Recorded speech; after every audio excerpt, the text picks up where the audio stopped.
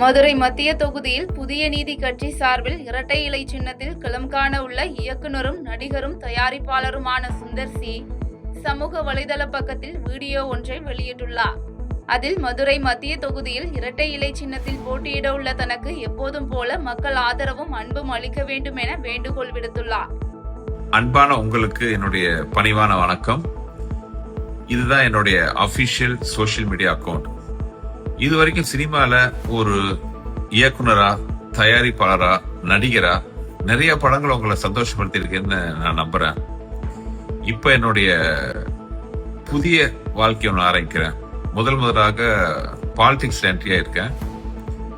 மதுரை மத்திய தொகுதியில இரட்டை இலை சின்னத்துல நான் வேட்பாளராக களம் இறங்கியிருக்கேன். இதுவரைக்கும் சினிமால எனக்கு மிகப்பெரிய ஆதரவும் வாழ்க்கையும் அளித்த நீங்க என்னுடைய இந்த புது முயற்சிக்கும் சப்போர்ட்டா நின்று என்னை வெற்றியடை செய்வீங்கன்ட்டு மனமாற நம்புகிறேன். என்னைக்கும் உங்கள் ஆதரவை வேண்டி உங்கள் சுந்தர் சி. ராமநாதபுரத்தில் திமுக வேட்பாளர் அறிமுக கூட்டம் மாவட்ட கழக செயலாளரும் ராமநாதபுரம் சட்டமன்ற வேட்பாளருமான காதர் பாட்ஷா முத்துராமலிங்கம் தலைமையில் நடைபெற்றது. தொடர்ந்து கூட்டத்தில் பேசிய காதர் பாட்ஷா முத்துராமலிங்கம், ராமநாதபுரத்தில் உள்ள 4 சட்டமன்ற தொகுதிகளிலும் போட்டியிடும் சட்டமன்ற வேட்பாளர்களை அதிக அளவு வாக்கு வித்தியாசத்தில் வெற்றி பெற செய்ய அனைவரும் சமத்துவத்தோடு பாரபட்சமின்றி தேர்தல் களத்தில் செயலாற்ற வேண்டும் என வலியுறுத்தினார்.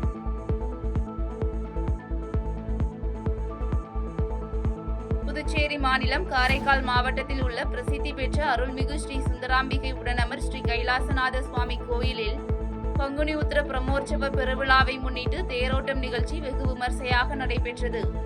இதில் ஆயிரக்கணக்கான பக்தர்கள் கலந்து கொண்டு தேரின் வடம் பிடித்து இழுத்து சுவாமி தரிசனம் செய்து வழிபட்டனர்.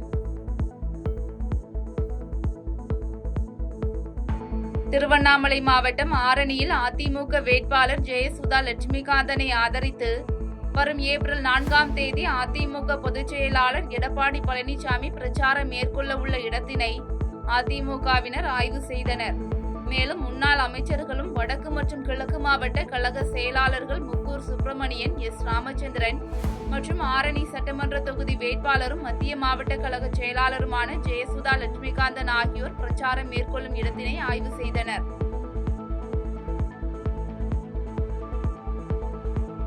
தஞ்சாவூரில் பங்குனி மாதம் வெகு விமர்சையாக நடைபெறும் பழமையான பச்சை காளி பவளகாளி திருவிழாவின் முக்கிய நிகழ்வான காளி புறப்பாடு இன்று அதிகாலை நடைபெற்றது.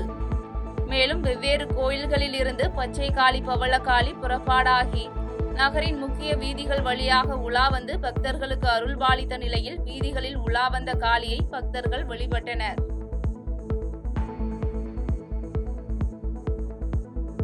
வேலூர் மாவட்டம் காட்பாடி தாரப்படவேடு பகுதியில் உள்ள அரசு மதுபான கடையில் இரவு 12 மணி அளவில் மர்ம நபர் ஒருவர் பூட்டை உடைத்து கொள்ளையடிக்கும் முயற்சியில் ஈடுபட்டுள்ளார். இதுகுறித்த தகவலின் பேரில் சம்பவ இடத்திற்கு சென்ற காட்பாடி காவல் நிலைய போலீசார் சிசிடிவி காட்சிகள் உதவியுடன் கொள்ளை சம்பவத்தில் ஈடுபட முயன்ற நபர் குறித்து தீவிர விசாரணை மேற்கொண்டு வருகின்றனர்.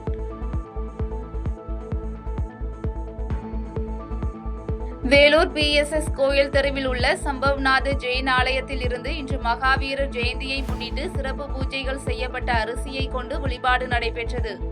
பின்னர் குதிரைகளுடன் மேளதாளங்கள் முழங்க மகாவீரர் சிலை மற்றும் திருவுருவ படம் அலங்கரிக்கப்பட்ட ரதத்தில் வைத்து முக்கிய வீதிகளின் வழியாக ஊர்வலமாக எடுத்து வரப்பட்டது.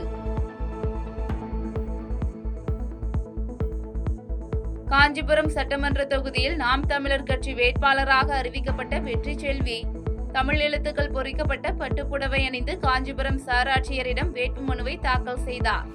மேலும் உத்தரமேரூர் தொகுதியில் நாம் தமிழர் கட்சி வேட்பாளராக அறிவிக்கப்பட்ட மரம் ஆசிலாமணி ஏற்கலப்பை, கால்நடைகள், பாரம்பரிய நெல் விதைகள் உள்ளிட்டவைகளுடன் வந்து வேட்புமனுவை தாக்கல் செய்தார். காஞ்சிபுரம் சட்டமன்ற தொகுதியில் அதிமுக சார்பில் வேட்பாளராக அறிவிக்கப்பட்ட காஞ்சிபுரம் மாவட்ட செயலாளரும் முன்னாள் அமைச்சருமான வி. சோமசுந்தரம் காஞ்சி சங்கரமாடத்திற்கு வருகை தந்தார்.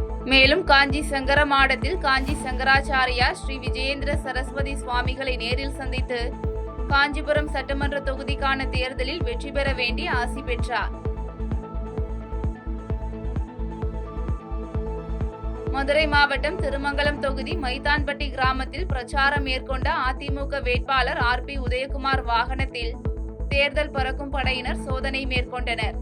இந்த சோதனையின் போது பணம் உள்ளிட்ட பரிசு பொருட்கள் எதுவும் பறிமுதல் செய்யப்படாத நிலையில் ஏற்கனவே 5 முறை அம்மா கோயிலில் சோதனை செய்த பறக்கும் படையினர் தொடர்ந்து பிரச்சார வாகனத்திலும் சோதனை மேற்கொண்டனர் என்பது குறிப்பிடத்தக்கது. செய்திகளை உடனுக்குடன் தெரிந்து கொள்ள கீழ்க்கண்ட கேபிள் மற்றும் டிடிஎச் நெட்வொர்க்குகளில் எம்நாடு செய்தி தொலைக்காட்சியை காணுங்கள். பாதகம் செய்பவரை கண்டால் நாம் பயம் கொள்ளலாகாது பாப்பா.